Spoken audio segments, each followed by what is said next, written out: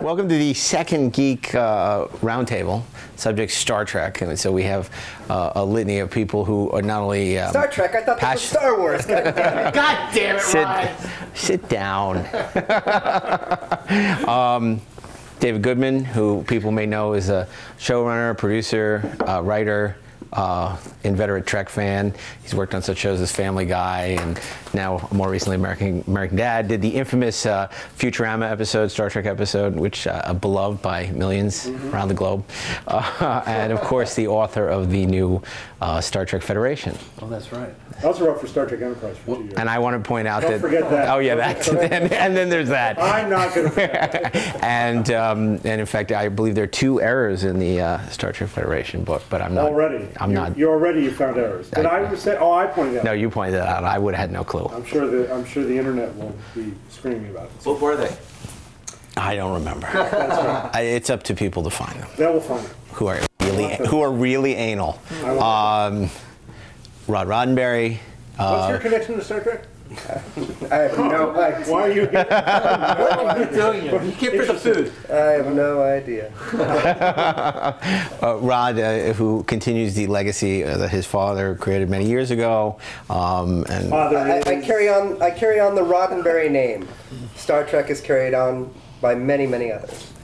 What a lovely way to Whether you want to or not, you carry. What a lovely way to shift blame. Hey, everyone deserves credit. Everyone deserves credit, absolutely. Scott Mantz is the chief film critic for Access Hollywood.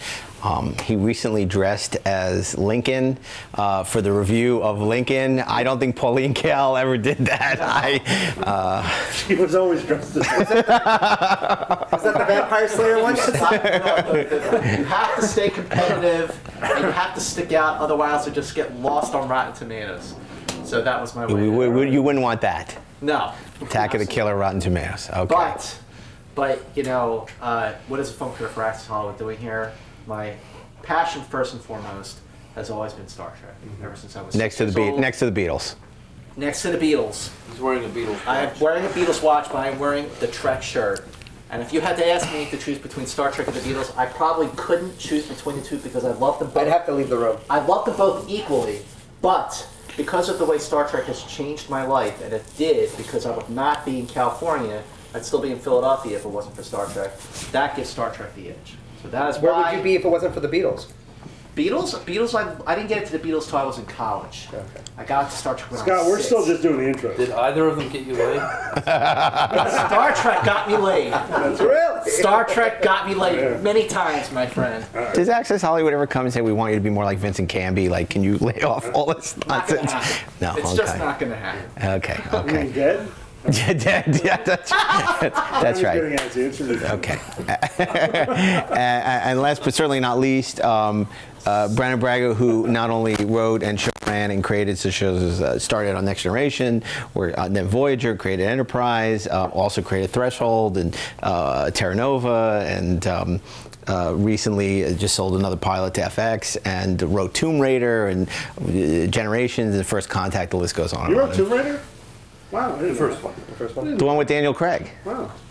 I love Terra Nova Yeah, too. that's right. Saw it in the theater. Terra Nova was great. And Mark Altman. Great. I'm just moderating. Altman created. I don't know what I created. Femme Fatales for Cinemax, and I first met Mark in the early '90s when he was writing for my favorite magazine, Cinefantastique, of which I own every issue. and Sci-Fi Universe, a great magazine. Yes, and he was the first writer to do the capsule reviews of anything, I believe. That's right. That's right. He kind of invented the capsule review genre, and we would always look forward to the Cinefantastique issue. What will Pauline Kael say about that? Yeah.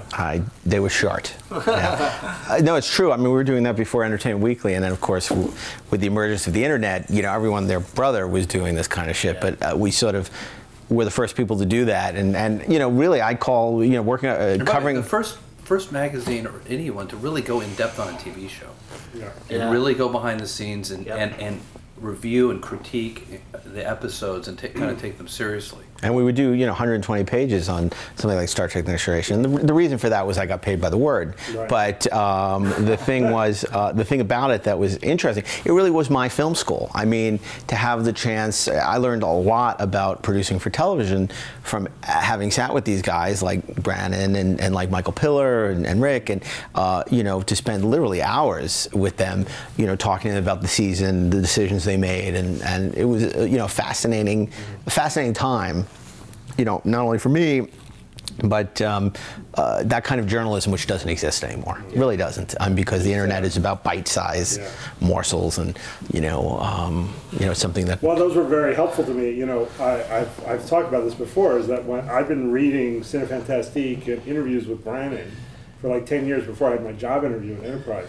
So all I did was parrot back all his quotes from those interviews. Without me realizing. Not really realizing it. The great thing about Star Trek is one week it's a Western, another week it's a mystery, and Brown would say, well, that's what I think too. It's like, yeah, I know, I read it. But also when I was growing up, I loved reading Starlog, but I learned stuff. Starlog, no offense, Starlog was crap.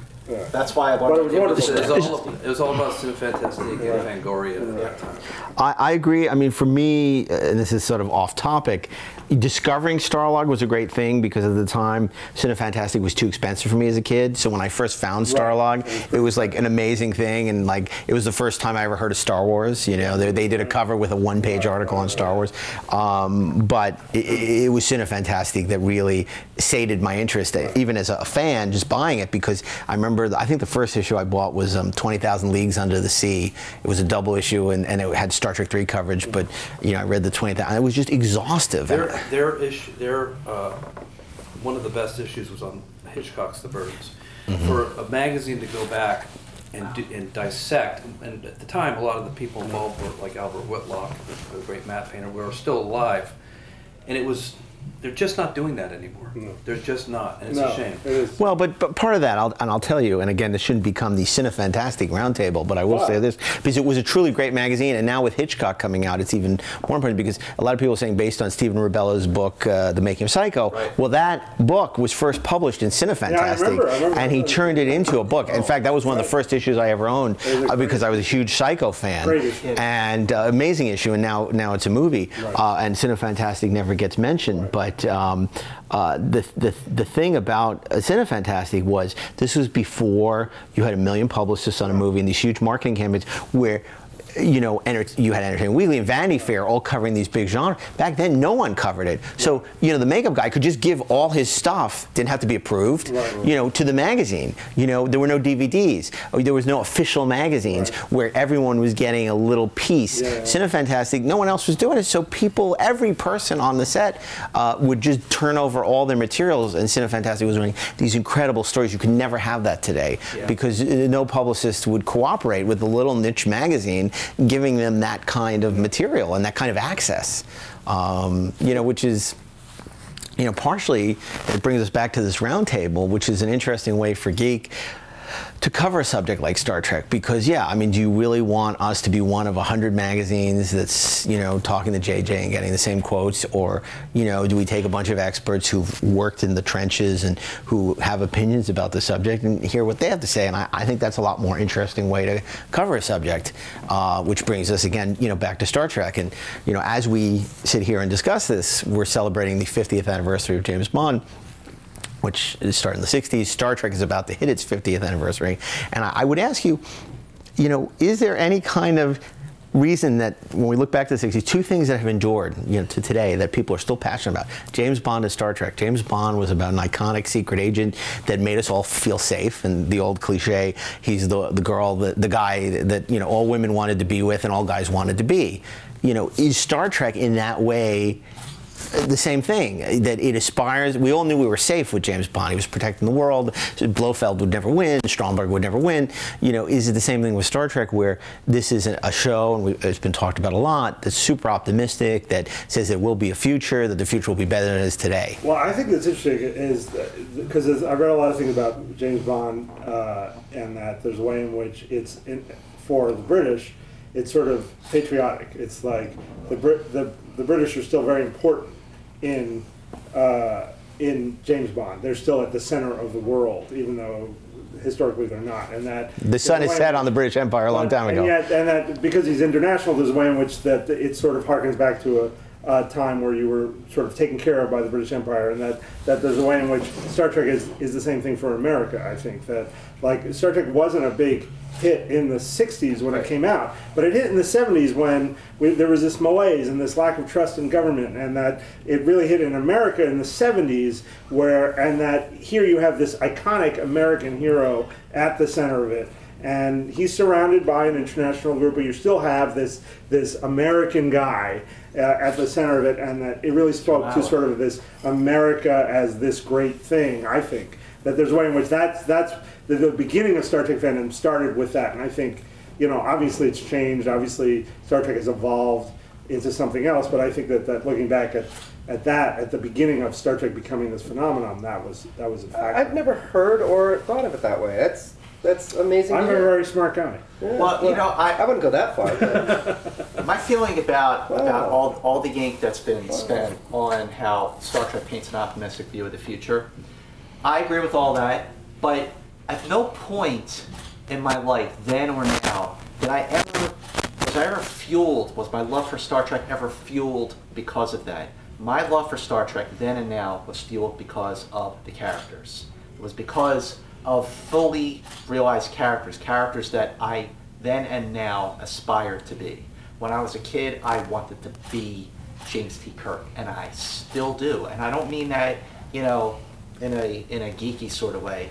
I mean that all the ideals that this one character represented, that he always did the right thing, people listened to him, he always made the right decision, he always said the right thing. I could kick anybody's Women ass. loved him, and women loved him. It was like the James Bond of outer space with these women, But even over the years, when you have, fully realized characters like from Next Generation or Voyager or Deep Space Nine, and now with the new movie, which I think is a great way. I'll be curious to get your take on this and yours too. But I thought what that movie did, the 2009 film, they did a brilliant way of making Star Trek really for everybody, because they didn't just reboot it and say, oh, let's just forget about the past, let's forget about the Tribbles and about Triskelion and Edith Keeler, let's just forget about all that and just start fresh. They actually made an alternate timeline part of the story. So in one fell swoop, they said, you know what? There's that universe, and now there's this. But before we get into the movie, I want to limit. answer Mark's question, which was what again? Which was the connection isn't an accident that both James Bond and Star Trek 50 years later are the pop culture. Well, I think Scott hit on something which is kind of interesting, is that the center of it, aside from what I was saying in terms of the American and British thing, is that I think the majority of Star Trek fans are men. There are plenty of women Star Trek fans, but most of them are men, and I think that there's a way in which Kirk is a wish fulfillment for a lot of guys, and that he's obviously an action hero, and he's obviously this very competent commander, but he's also smart, so there's a way in which you can connect to him, and then his best friend is the super nerd, Spock, which is also something you can sort of identify with, and the super nerd can actually beat up the Kirk character, but which also is a bit of a wish fulfillment. But I think there's wish fulfillment is a big part of original Star Trek, and then going forward, I think that's true as well, that Picard it ends up being a different kind of wish fulfillment, the intellectual leader who leads by the weight of his intellect, the weight of his wisdom, and that there's a way in which that also is a bit of a wish fulfillment for people watching. And so many of the Star Trek captains, I think, are sort of fill that role, fill that wish fulfillment the way James Bond does, which is a wish fulfillment, a guy wish fulfillment. Well, I think it's interesting because we're not, seeing My Mother, the Car, The Next Generation. Right. I mean, there's a lot. You look back to the 60s. It's actually a pilot I have at ABC. But where Star Trek and Pandora, we talked about, Brannon, the idea of this utopian ethos, and Scott basically said, look, I think that's bullshit. I think it's the characters. Now, you're someone who's mined very successfully the darkness of the Star Trek universe. I think one of the things that you brought was the ability to work around Gene's rules and still have it be Star Trek, but sort of bring a darkness and sort of get beyond the sort of utopian ethos. So do you agree that maybe what is it that fascinates us after all these years about Star Trek, and is it something that continues to evolve, or is it all ultimately a copy of a copy of a copy in a sense, but with a new spin on it? Obviously evolving. There's this big scuttlebutt recently about Disney buying Star Wars, and some people are outraged by it, but the fact is, I hate the word franchise, but once a phenomenon, whatever you want to call it, as Rod was indicating earlier, it becomes owned by everybody. And Star Wars is bigger than George Lucas at this point. It's like in the same way that Star Trek went from Gene Roddenberry to Nicholas Meyer to the group that was there during my time to J.J. Abrams, and beyond J.J. Abrams. This thing will be around the world dead. Yeah. It's kind of achieved a larger status. As far as I'm concerned, I was just thinking when you guys were talking, when I was in middle school, there were cliques that I remember very specifically. There were the horror guys, which was me and my group in horror. And the Fangoria dudes. There were the Dungeons and Dragons, Lord of the Rings dudes, the fantasy guys, and there were the Trek guys. Yeah. And each group thought the others were nerds. Like the guys reading Spock Must Die. And I was not into Star Trek. I thought that's not for me. It first strikes me that we were all into escapist fare. We were all into things that no one else was into. That was part of the appeal. To answer your first question, I wouldn't really discover Star Trek until much later in life. And I think what I really did was still stick to my horror interest in the context of Star Trek, which is a testament to the broad storytelling potential in Star Trek. It's pretty magnificent when you think about it. I think that's true. The elasticity of the format, in that you could do a Western like Fistful of Datas. You could do, something, a love story like City on the Edge of Forever, or you could do. They did the holodeck gave you a lot of. Yeah, right. I mean, Our Man Bashir on Deep Space Nine, which was the James Bond episode. So I think what's great is that, in a way, Star Trek had the virtue of being an anthology format with recurring characters. Right. I mean, no, it really, that's so true. And it ends up being the same thing as the show evolves from in the sequel series, is that they end up sort of being different kinds of anthologies. I mean, tonally, the Rick Berman, Michael Piller years are very different from original series, which was an action show. It was a Western, the way it was, you had fight scene. You had to have a fight scene every episode. That certainly was very different from the requirements of late 80s, early 90s. More cerebral. Which had to be more cerebral, one, just from a budget point of view, but also just in terms of the way it was approached. It was approached in a sort of much more purely dramatic form, without the requirements of action drama. And there's a way in which, so that how do you say that Star Trek: The Next Generation and Star Trek: The Original Series is the same? How can you say it's the same thing? And what it is that sort of that the government of the Federation and the ideals of the Federation, and that ends up sort of connecting them, even though there's no way that Enterprise can be a prequel to the original series. It doesn't really look anything like it, and yet somehow... Well, you know what? I think there is something ineffable running through them all, which is Gene Roddenberry's philosophy. And whether or not people were aware of Star Trek's appeal because it presented a utopian future, where I think critical to part of its appeal, only as a dawning realization, is that it's a universe where everyone has a place, no matter how weird or perhaps even disabled you are. Even if you're blind, you have a role. Right. And I think that's attracted a lot of people. Well, it's based on the idea of IDIC. I mean, that was one of the backbones of the original series, which is, what's near and dear to me is obviously my father's Star Trek. Not that I didn't like any of the others, but it's the philosophy that's always really kind of resonated. And it's something, I learned it in a very strange way. I did not grow up watching Star Trek. You know, I've said it before. I like Knight Rider and Dukes of Hazzard.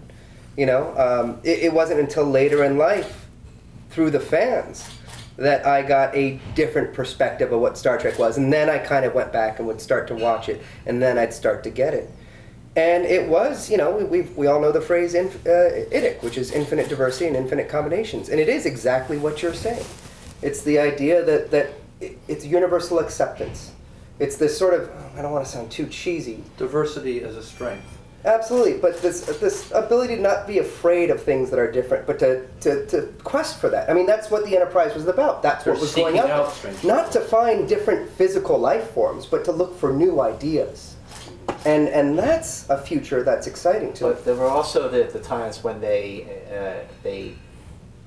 explored strange new worlds, and they went out with this idealistic approach, but they were still very human. They still had, even though they overcame certain elements of, like, you know, racism and prejudice, and a lot of those earlier episodes addressed that, like Let That Be Your Last Battlefield. But when faced with those moments, they still had very human reactions. And, you know, an episode that is still very dear to me, that is a great example of that, is Metamorphosis.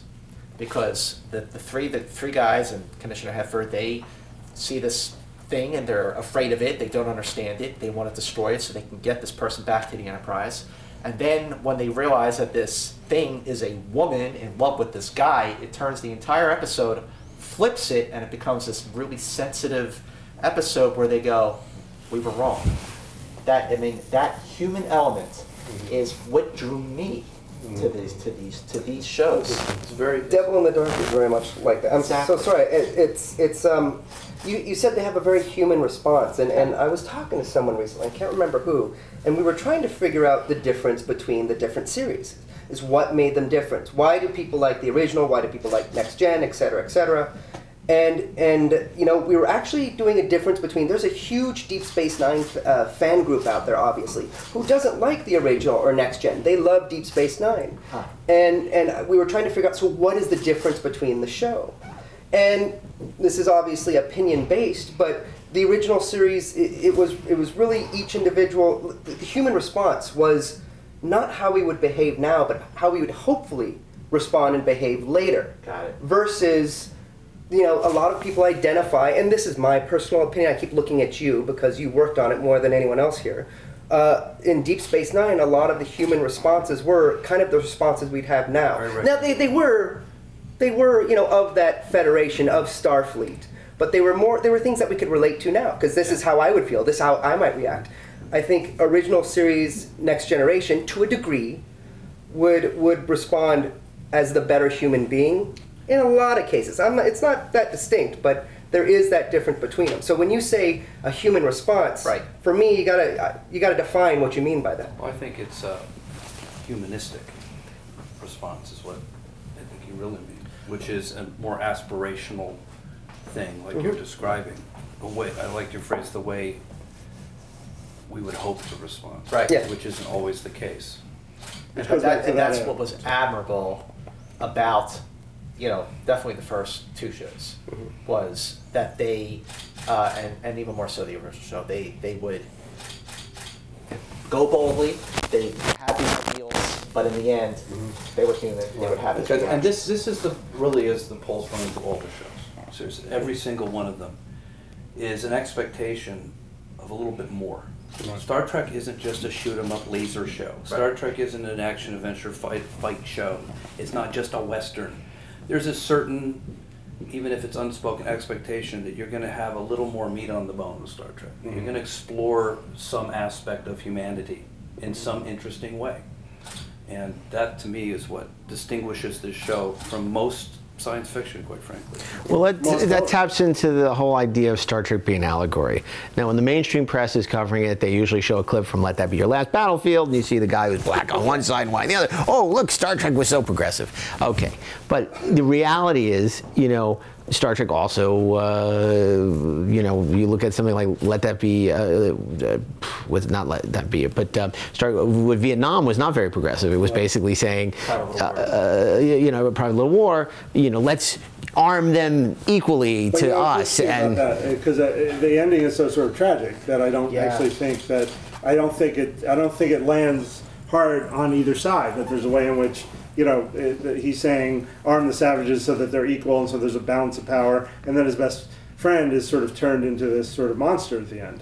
And so there's a way in which I feel like it had it both ways in a really good way, of that there was tragedy to this. It didn't leave it sort of like, oh, that is a good solution. It left it of this is a solution that we're choosing, and it doesn't always work. And that's one of the things that I liked about the original series, was there was that ability to say, and which was really what Scott was just saying, is that the characters say, we were wrong, or the characters are saying I was limited in my viewpoint there, and I needed to be expanded. But here's my question, because I think that, Star Trek, Gene talked about this a lot, the idea that the original Star Trek was, the idea for it came almost from Gulliver's Travels, how to tell a Swiftian allegory. Right. And then you look at something like Deep Space Nine, which clearly, which Michael and Rick talked a lot about, was a product of the riots in the 90s here, and can't we all just get along? Right. And Next Generation also. But also about the fall of the Soviet Union. And clearly, absolutely, end of the Cold War. And, Next Generation in a large way reflected sort of detente and sort of the kindler, gentler 1,000 points of light, where there was a collaboration and there wasn't this hunger for war. And but I wonder, now with the state of television, the way it is, when you have the Breaking Bads, and you basically can do anything, you don't need to hide anything. You get Homeland. It's is Star Trek going forward? How important is that allegory? Do we still need to tell those little morality tales, or is Star Trek something evolving to somewhere else? The movies traditionally did not do that well. Star Trek VI, it basically is very head on. I mean, there's no subtlety to Star Trek VI. Subtle, that's why it's dated. And Star Trek II is about something we all can relate to. Aging. Yeah. So I just wonder. Well, I think that what's interesting about that is that you had the TV writers of the time writing those shows. So the guys who were writing Star Trek were also writing westerns. They were writing Man from U.N.C.L.E. They were writing, that those, you see Lost in Space. You see credits that transfer on, and so they worked within that framework. And then the writers who wrote, Next Generation, Deep Space Nine. I mean, a lot of those guys were working. They still work in television. They still, so that then the question becomes not is it worth it, but if you're going to do Star Trek for television, who are those creators who are doing really good television now, and how do they work in the Star Trek framework to make it a current show? If you take morality out of Star Trek, then you don't have Star Trek. Well, I wasn't saying take morality out of it. But I mean, like you were talking about, with the Breaking Bads and the Homelands, and Star Trek was really at its finest when it was morality based. I mean, so it took me decades for me to draw the correlation between This Side of Paradise and The Summer of Love. I mean, I didn't realize that was about the... I just got it just now. I didn't. I didn't know that. I mean, but of course I knew that Mud's Women was about space hoppers. I mean, that was pretty. Well, and drugs. You bring up a good point. You both bring up good points, which is Star Trek. So far, the different series seem to reflect the time in which they were created to some degree, but there's always, again, a humanistic, philosophical core that seems unchanged to me at the end of the day. Well, it's funny because this is... I would hope, no matter how dark, you talk about a lot of the TV shows today are very edgy and seem to be getting away with things, which we're naughty, we're being naughty. I would hope that Star Trek would retain its essence. I agree, Brannon. Thank you. I hope so too. I think also you look at those shows like Breaking Bad. I mean, the Breaking Bad it's dark, but it's also light. It's also really funny. And that's also what Star Trek did really well. Is it sort of walked that line creatively of always being dramatic, but also having a sense of humor about its characters, and that there's a way in which, again, I have no doubt that the right creator sitting down today saying, how would you bring Star Trek back to television so that it works, competing against these other shows, somebody would be able to crack that you would want it to be, you want to keep the morality, you want to keep the humanistic things. How do you keep Star Trek, but also how do you tell stories that have a meaning for current audience?